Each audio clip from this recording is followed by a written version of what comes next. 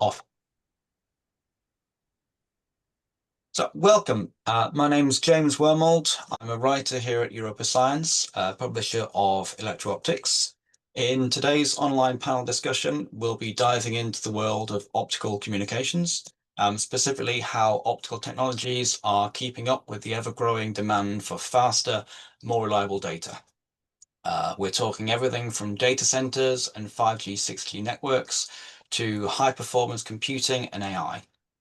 Optical solutions are at the heart of making all of that stuff possible, but as always, there's a compromise, because with great speed comes great complexity.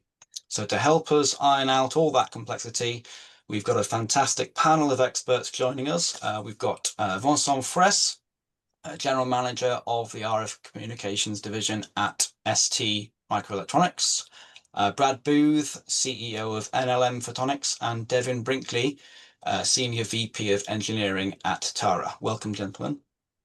Thank you. Thanks. Thank you.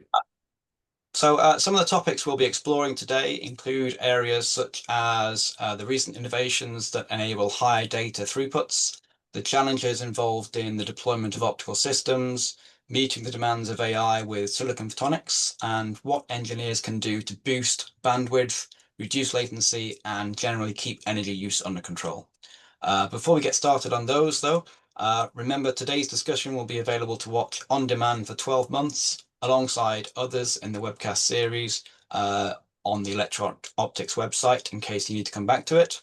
But back to today, I'll be putting the questions to our panel, but we want to hear from you as well, the audience. If you'd like to send any questions to the panel yourself, please feel free to do so using Zoom's Q&A pop-out in the More section if you can't see it at the bottom.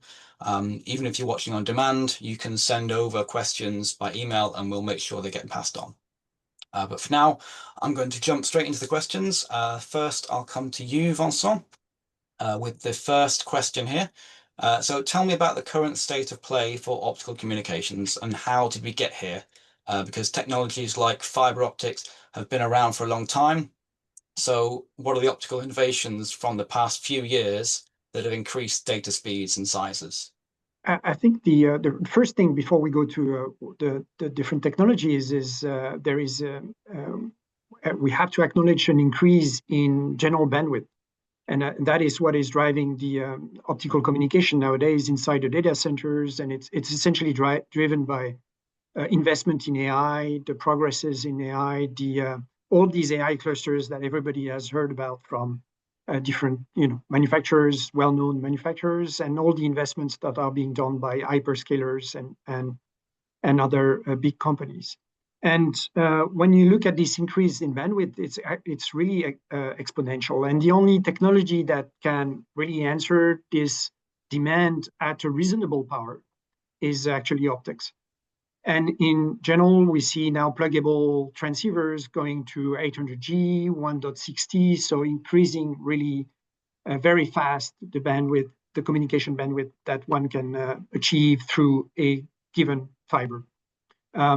And there are different technologies to do this, right? Traditionally, we're doing optical transceivers based on EML, VCSEL type of technology. Now, silicon photonics is coming in because of its capability to increase bandwidth, increase integration, meaning that you can do TX and RX on the same device, same fiber, including muxes, demuxes. So increase the capability of one single transceiver. And so by doing this, you can increase the number of gigabit per lambda or per lane that you're transmitting through these transceivers. So all of these developments are really driven by bandwidth needs.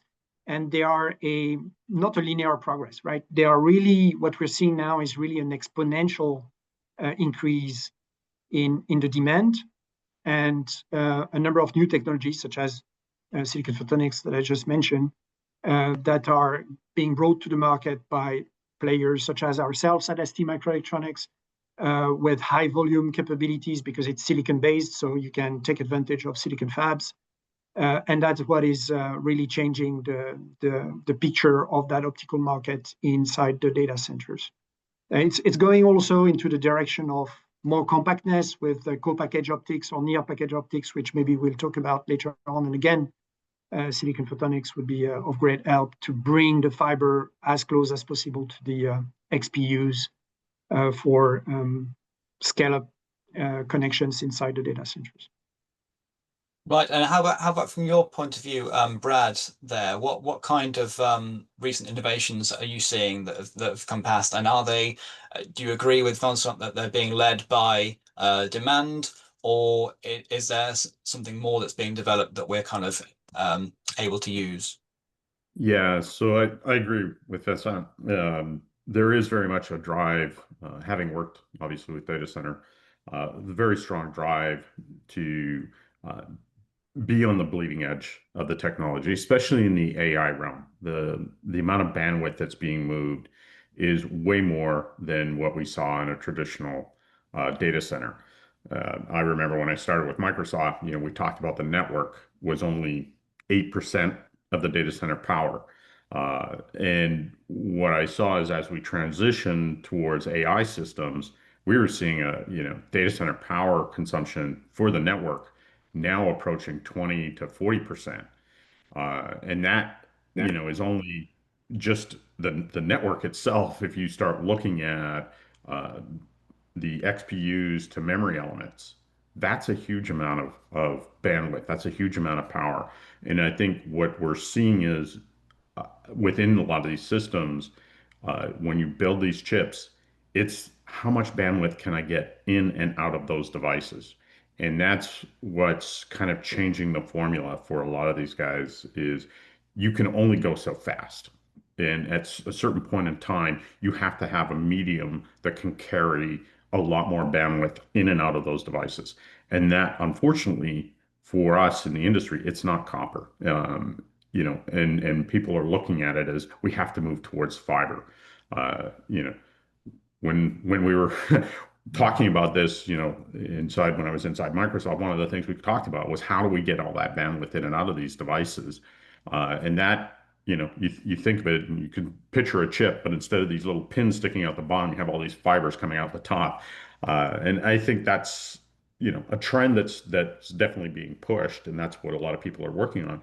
The challenge, though, is the power consumption for these devices. How do you solve that equation? And not all technologies available out there are necessarily well mated for mating with an XPU, for example.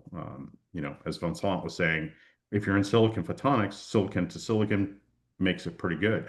But when you've got to, look at the bandwidth that people want and what they're trying to do, it gets challenging when you have to bring in potentially other types of solutions. And I think that's why we're seeing the industry trying to figure out how to stay in silicon photonics, how to extend the lifetime of silicon photonics, because as an integration platform, it's a lot easier to use.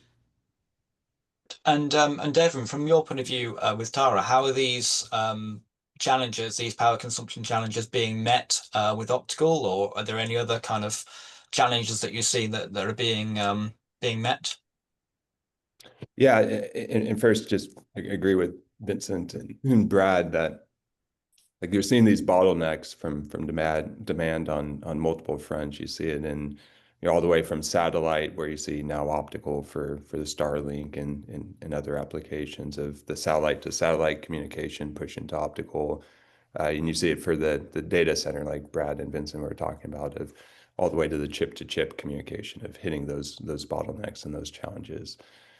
For us, for our product, we're similarly focused on different area, but a different bottleneck of the RF side of how do you connect backhaul links for internet service providers, for mobile, for telco companies. How do you cover this middle mile, last mile application where they're similarly running into bottlenecks where RF isn't covering the capacity demands.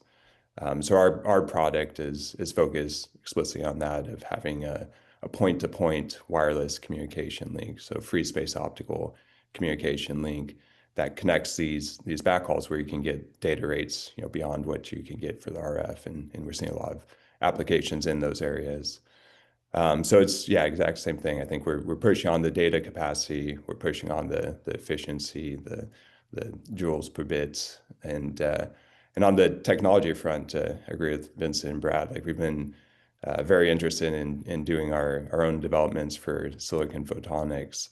And there's silicon photonics, like you said, for fiber optics. That's been around for decades now. Silicon photonics, similarly, has been around for several decades, and it's pretty much exclusively been products commercialized on the transceiver side, with developments in other areas, LiDAR and others. But with these recent bottlenecks, especially on the data center side, it's great to see all this push on the technology front. And from our side, we've been able to leverage quite a bit from that.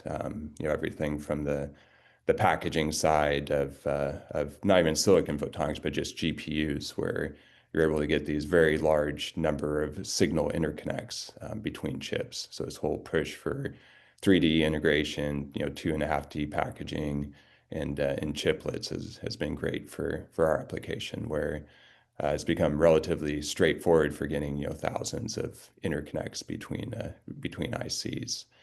And for us, that's been important because we're working on optical phased array, where we've got a very large number of light signals that we need to control with electrical signals.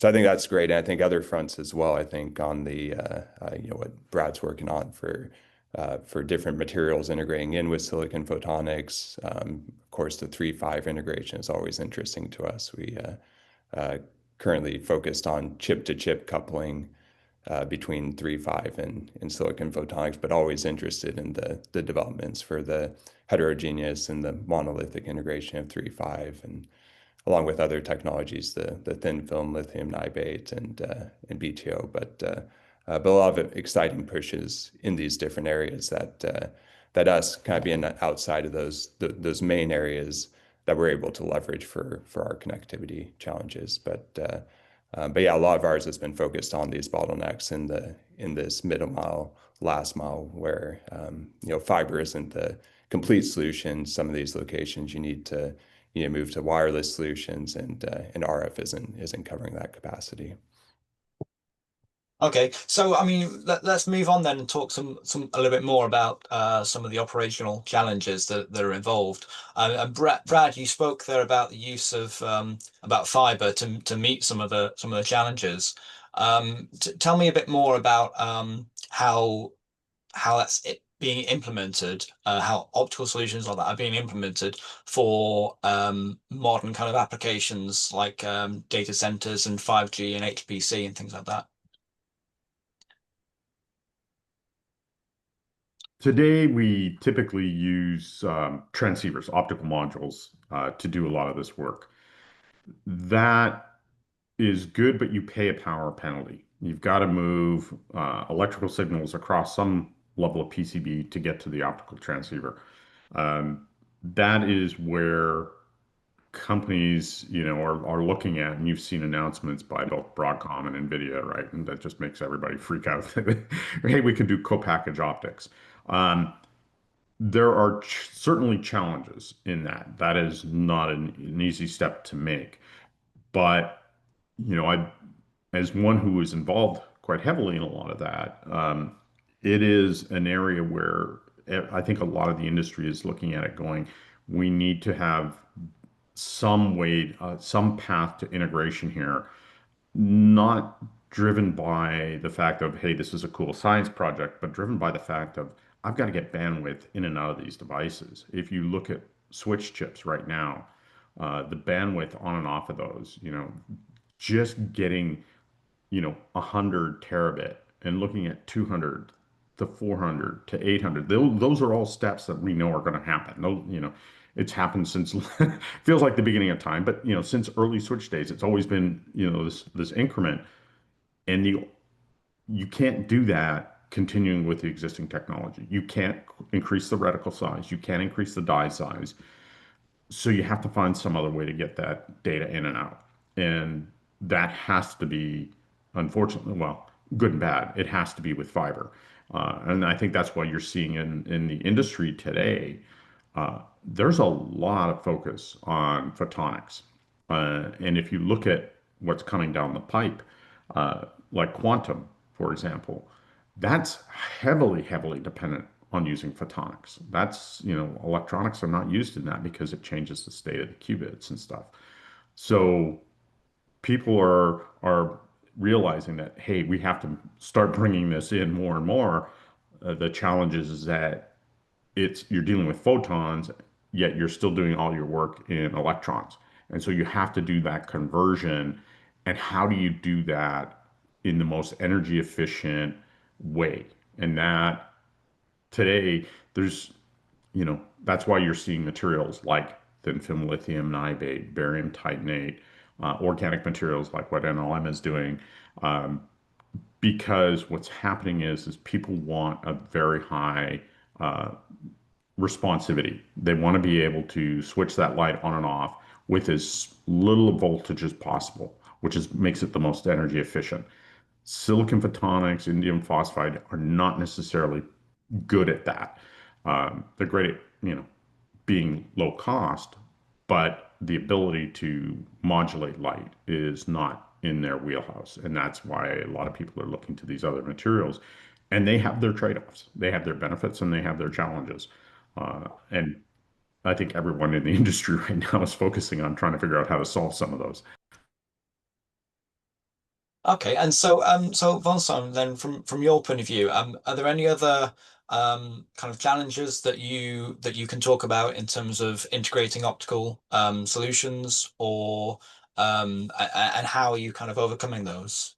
I think one very important point Brad just mentioned is actually the physical constraints. By physical constraints, I really mean like the X and Y around the chip that you need to fill with the number of fibers, because that's the terabit or multiple hundreds of terabit demand that you have to fulfill, right? And that physical constraints is not going to go away, and it's not going to it's going to increase more and more in terms of constraint, because we want to put more and more XPUs together in a single rack, and more switches, and of course a lot more of all of these inside a given data center.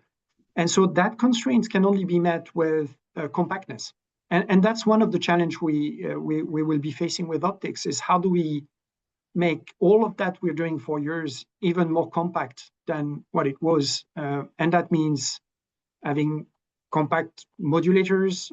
Brad was mentioning how do we go from electronics to light. So these modulators are to be very compact, very, of course, efficient, power efficient. But the connectors to fibers are also very important there, because they are the one that having the real physical constraints, right? And the way we integrate these, and the way we can also repair this when they have a problem. So the serviceability of all of this is going to be a very important aspect in the future. And I think the industry is actually struggling with all of that. It's struggling with putting all of this into volume, because all of this means that if before you have fixed all of this problem, you can't actually go to high volume, because you can't be efficient in it's different, like having that working in a lab and having that working for thousands of hours inside a data center at a high temperature and with a high pressure on service demand. So it's where we are at the moment, where the industry is, and although there is a need of always improving with new materials and new things, as Brad was saying, there is also a need to bring this to maturity, so that you can bring that to volume, and that you can actually go maybe step by step, as opposed to go to the final perfect solution at once. But that is important to bring to all of these investments, huge investments that we're seeing today, the actual bandwidth they need, and at the end, of course, that will make the return of these investments possible. So I would add to what Brad was saying, really that volume thing and industrialization aspect, which is really important now. Okay, so before we move on to talk some more about some of the solutions to the challenges, Devin, is there anything that you can add? Do you agree with Vincent and Brad, or are there any other challenges that you're seeing that haven't been mentioned? Yeah, definitely agree. And from our side, we're in a little bit different trade space that we're not pushing on the edge of what's possible for baud rate and modulation. Our optimization's a lot around like how do you get to a very cost-efficient wireless communication link, and so you think about what our competition is, and it's RF solution, you know, it's fiber or it's RF solutions that basically have a whole chip integrated into a, you know, with a Qualcomm or Broadcom that sells RF system on a chip. And that's been a lot of our push with the silicon photonics. It's more closer to what Vincent was saying, is that it has to get to these lower cost points where and for us where it's not a boutique optical system that you're building up with different steering mechanisms with different fiber splitters, but it starts to look more like an optical communication system on a chip. So that's been a lot of our push. So a lot of our work has been leveraging, you know, what others have been pushing on, with Brad and Vincent and others have been pushing on for the industry, and us taking that and starting to look more like a traditional wireless solution where you have an optical or wireless communication system all inside a single chip that you can deploy for different applications. So that's been our goal, is leveraging this push on the industry and utilizing that to get a very low cost point optical system. And I mean, Vincent, you've touched on it, and Devon and Brad have talked about it before as well a little bit, about silicon photonics. Tell me a bit more in a bit more detail about how that comes into some of the solution here. So I think as everybody's mentioned here already, silicon photonics is a solution that is able to implement an electro-optical transceiver, which is basically about having, you know, waveguides, connection to fiber, so a coupler that you would couple your fiber to the silicon photonics IC, then waveguides and modulator, or a photodiode if you're actually in the RX direction, and then this coupled to the electric side of things. The silicon photonics is actually a silicon-based technology as per the name, so it can be manufactured in a standard silicon fab. So in our case, in ST, we're doing this on the 300 millimeter fab, so we can actually secure a lot of volume and also precision in the lithography or etching, so that it gets a good quality and good repeatability.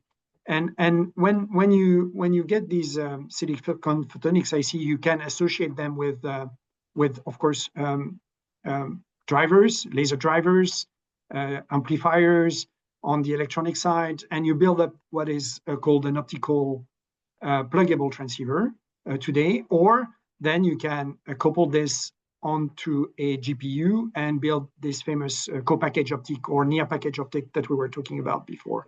So it's all about the transformation and connection between the fiber and the electronics that can go through these silicon photonics IC. Up to a certain point, up to a certain bandwidth, or up to a certain performance level. And then, as Brad was mentioning, one would think of associating different materials on top, potentially, of the silicon photonics.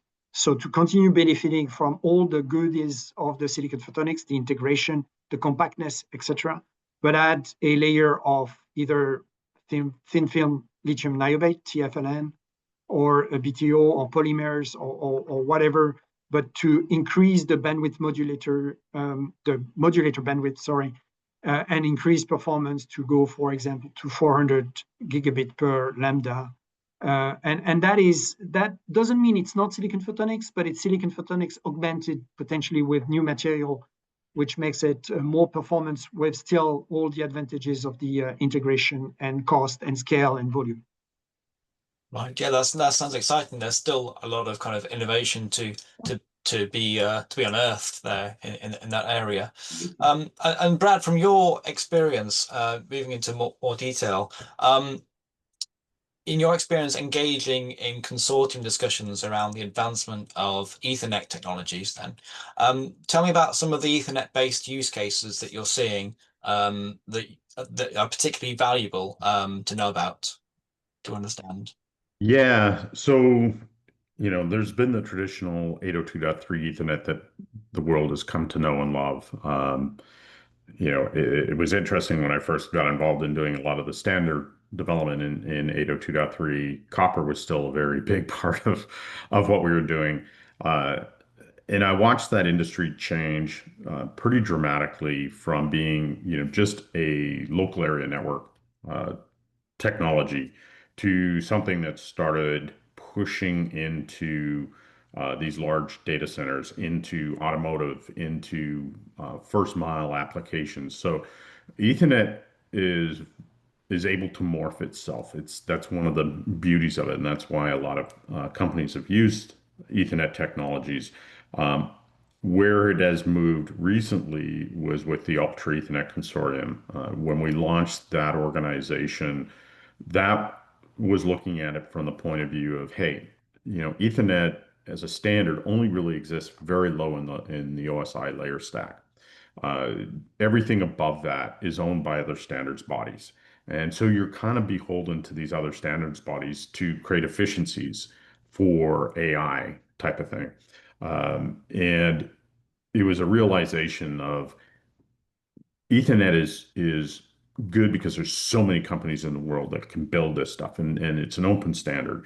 But it was not the most efficient standard written for AI applications. They have a completely different type of need and requirements. So there was a decision, hey, what we need to do is we need to take more of the stack and we need to put it all into one standards body. So we're not relying on the IETF for everything. We're not relying on 802.1 or these other standards bodies. And that was the impetus behind creating the Ultra Ethernet Consortium. And so that's, to me, that's the beauty of it. Now you've got this thing that's advancing for AI, but it has the ability to have a trickle down effect into what we use in the traditional data centers. So, I think we've seen that in the industry before, and Ethernet has done a very good job there. Um, and it's been around long enough that it's certainly starts bubbling to the top, and I think that's why you're seeing a lot of people using it um, in their AI realm. If you look at the recent reports, right, Ethernet is really being used not only in the scale up, but also, or not only in the scale out, but also now in the scale up networks. Right, and so moving on to Devin, for you to talk about your work with Tara.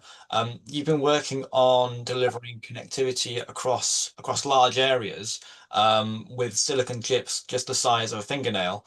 Um, Tell us how that's possible at an engineering level to do that. Yeah. Yeah, and so we've been working on this for about 8 years now, and even beyond that, for some of the beginning of this came from the Loon project, where we're doing stratospheric balloon to balloon laser communication for some of the technology development. But yeah, we've got a product that's in the field currently that deployed in, I think it's a dozen different countries now, and 20 or so different internet service providers and telcos that we're working with. And that's more traditional system of discrete components for muxes, demuxes, for optical attenuators, for transceiver, mechanical steering mechanisms.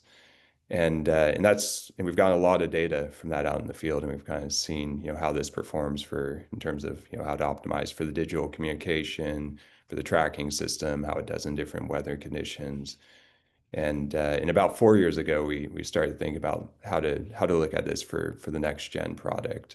And that's where we started thinking about the integration of this all into the single module, like I was mentioning, where we could get to something that looks more like an RF system, where you can buy this high capacity wireless chip to use for all different sorts of applications.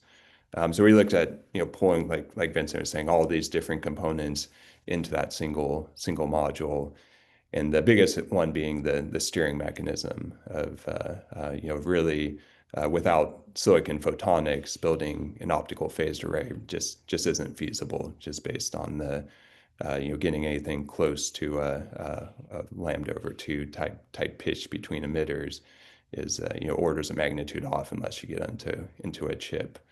So that was really the key enabler for us, and we started building up some proof of concepts around that and testing out different algorithms and different ways that we could control the light for this phased array. And that's where we've been focused on for the last 4 years. And now we're just getting to the point of, like you said, having that chip come up for the first prototype where we can start to build the first product around that. And that first product, it'll be that chip. We like to think of it as a module because you have the photonics chip, but you also have the electronics drive chip that sits right next to it on an interposer. So it ends up being about an inch by an inch module of the electronics and photonics chip. And then we actually do another tape out of a lens array that sits on top of that. But we'll take that and then we'll put some magnification optics in front of it to extend the distance. So go from that small fingernail sized chip, expand that to maybe 60 millimeters, 65 millimeters. And then we can have a similar product to what we currently field as a non-silicon photonics product that's able to address some of these middle mile connectivity challenges. So operate similarly to 25 gigabits per second out to up to 10 kilometers distance, typically deploy around 5-10 kilometer range. So that's the current focus for our product, but we also have another tape out in process that includes even more functionality in the chip. So starting to expand the emitter counts where we can steer across even larger range, getting to close to an inch by an inch chip size, and the target for that is chip-to-chip communication for free space. So able to operate shorter distances up to a kilometer or so, and then really thinking of that in terms of what I was explained earlier, where people can imagine this as a wireless optical communication module that they can pull into whatever their application is. So whatever they need, high capacity, small form factor communication. So whether that's robot to robot or on a drone or building to building, can start to think about this as a chip to integrate into their system. Right. I mean, well, with all these developments kind of together, then sort of the increased bandwidth, decreased space, decreased energy use, free space communications, and everything. Have we hit the ceiling when it comes to balancing productivity and energy use with performance, or is there still room for improvement there? Is there a lot of room for improvement, and where could that be? That's free to anyone to jump in there. I think I can jump in then. I think one of the characteristics of this industry is the collaborative mind, which means that most of the time, many companies are putting their force together to find new breakthrough, and we're definitely not at the end of the story. When we were discussing before CPO and these type of things, they are not existing today, right? I mean, they are at the very beginning. So Broadcom has made a few announcements, and NVIDIA as well, but it's still the very beginning only of that technology, and it will come to fruition only in maybe 3, 4, 5 years from now. And there's still so much to develop in order to still increase all of these bandwidth capacities and decrease the picojoule per bit transmitted, which is the major KPI that everybody wants to improve, right? So all of this is going to happen within this collaboration mindset that always has been I think the characteristic of the optical ecosystem, and bringing all of these companies together, whether they are system makers, transceiver makers, silicon photonics makers such as us at ST, and hyperscalers, so the final customers, right? This is what is going to bring many new breakthrough in the future, I'm sure. And so we're not at the end of the day, at the end of the story, definitely not. Yeah, and I think to touch on that, that's actually one of the things that I was focused on when I was at Microsoft was trying to look further ahead technology-wise. That's actually how I came across NLM. And one of the beauties of what I see with this type of technology, and I got to take a look at a lot of technologies when you work for a hyperscaler. It's amazing what people will tell you and show you. One of the aspects of this is, organic material intrinsically, the bandwidth is up in the 10 terahertz range. We haven't even approached that. We've seen companies use this technology and get into the terahertz range of transmission. The aspect of this that I find that was really attractive to me was when you're looking at materials and you're looking at, as we were talking earlier, getting to high volume manufacturing, getting into high level of commercialization. The challenge is we don't typically have a version of Moore's law in the photonics realm. What really brought that about, what was kind of the game changer that I noticed, was we can do that with organics. So what we've seen is our devices not only go smaller, they go faster and they consume less power. So, that's very rare in our industry, especially dealing with photonics industry. Typically, as you want it to go faster, you're going larger. If you're introducing other materials like thin film lithium niobate, the modulators become extremely large. These are challenges, that when we look at it, it's like, yeah, I've got great performance with this technology, but I went up in size, which means my cost went up, which means my volume goes down, which means, and these are the weird trade-offs. And I think as an industry, we're going to work to try to figure out what makes the most sense, and try to bring in some level of balance on this, because we want to go smaller, we want to go faster, and we want to go cheaper. Those are the three demands that, all these guys in the hyperscalers, AI realm, all these guys are asking for. They don't want to have to pay more. They want lower power. It's all, we used to joke we were coin operated. It's all about TCO. And that becomes really important. And I think that's what's going to start becoming a driving factor on the decisions that people will start making.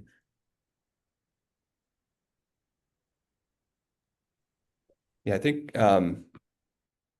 and from our area, again, it's a little bit different trade space, but for us, just comparing to the other technology to radio frequency, and you look at how optimized those systems are, where it's a fraction of a dB from the Shannon limit for spectral efficiency, and you look at what, at least what we're doing for our application of on-off keying, and we've got other developments in progress, but there's so much potential there that's just untapped. It's really just the beginning of it from our side. So we're really looking at this, getting into this minimum viable segment, getting into the first markets, but there's so much potential on the technology side for efficiencies across the board, for power efficiency, for spectral efficiency. None of those have been optimized. We've spent a lot of time on this ourselves, and other companies have as well, but it's nothing compared to the amount of effort and capital and time and academic research that's gone into the RF side. So we see this as really just the beginning of the opportunity here. So really getting the foothold, and then a lot of areas for optimization on all fronts. Okay, so talking about the evolution of the advance of the technology in terms of getting both kind of faster and well, faster and cheaper and smaller all at the same time, will that kind of continue in terms of an evolution, do you think, or will we at some stage soon will there be more of a revolution in terms of technology, a kind of burst of new applications maybe? If we figure out how to do optical computing and optical storage, maybe. As long as we're still dealing with aspects in the electronic realm, that's always going to kind of be the limiting factor, right? If you can do everything within the photonic realm, great. But today we don't. We take the photons, we convert them back to electrons, and then we do some type of either storage, application, whatever we want, and then we convert it back to photons to transmit it. That is inherently always going to have limitations and inefficiencies. It's only if we can figure out how to optically store information and optically, perform these computations. And there's people working on that. I mean, that's certainly an area of a lot of research, but that, hopefully I'm retired by the time that shows up. So, But indeed, there are many research going on to use photons for quantum computing, for example. Yeah. And that would, of course, be a huge breakthrough in the usage of photonics or optical technologies to something else than communication or transmission. There are also potential usage in different types of sensors, such as LiDAR, for example, for cars, or biosensors to just, maybe analyze your state of health, or whatever they come up with in terms of application with that. But it's for now, it's all, there is so much demand on this transmission thing through these AI clusters, just to put a generic words, that everybody is focusing on serving this first. And that is, that is our life for the next, I guess, 5 years or maybe more, until retirement, Brad, yours and mine. Yeah. And then something else will probably come up. Yeah, and just add to, yeah, I think the optical compute storage be fantastic, but yeah, a lot of the focus, what we're seeing is that just the interconnect challenges, and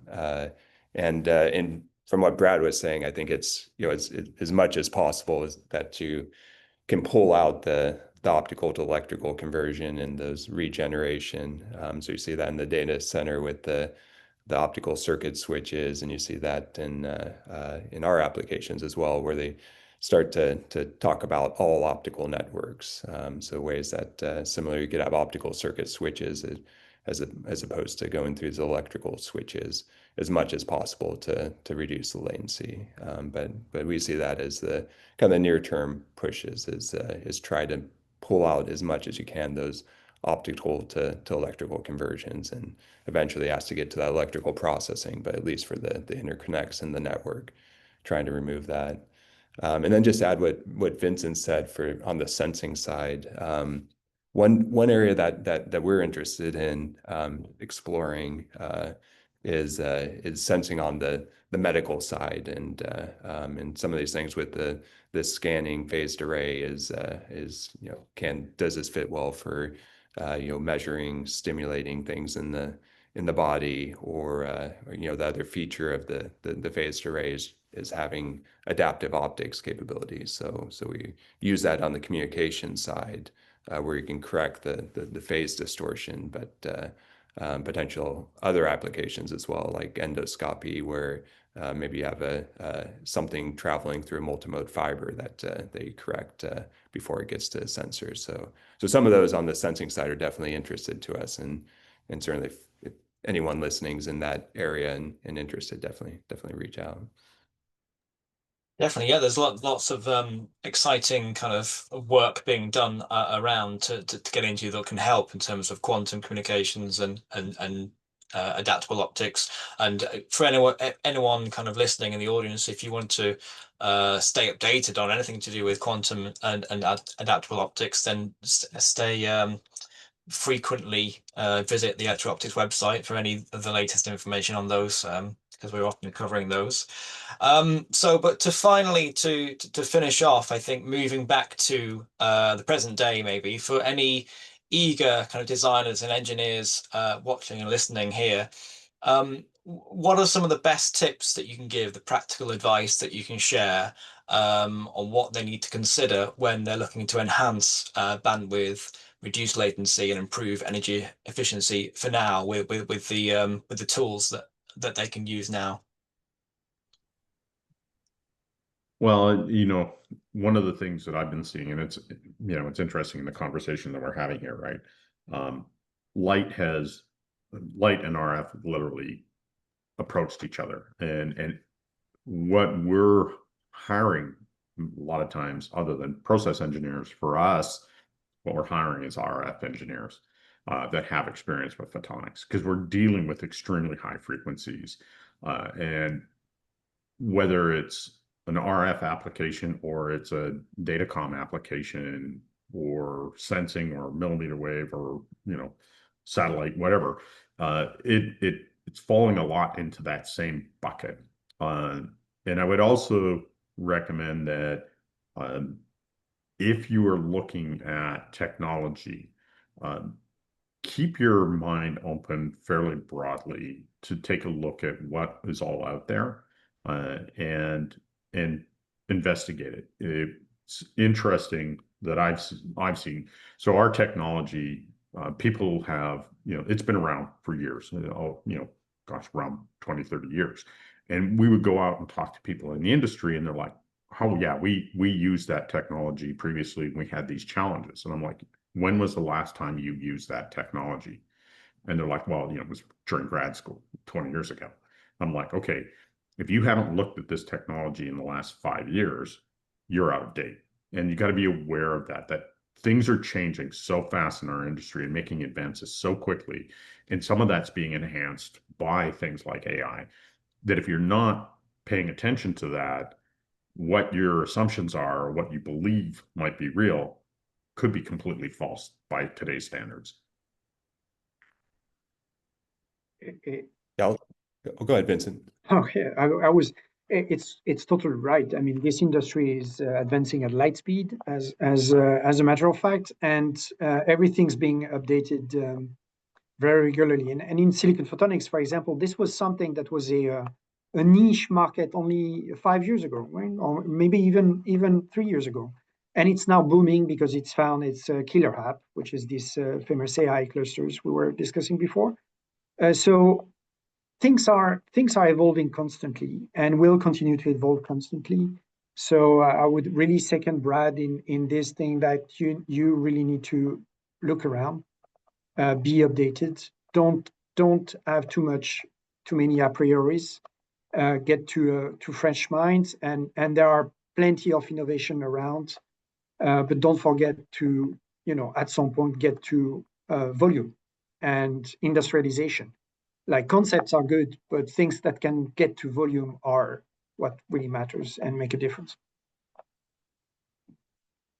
Yeah, I'll just add to what Brad said, because I 100% agree with what, especially that first point of looking at across at other industries, in this overlap of RF and optical.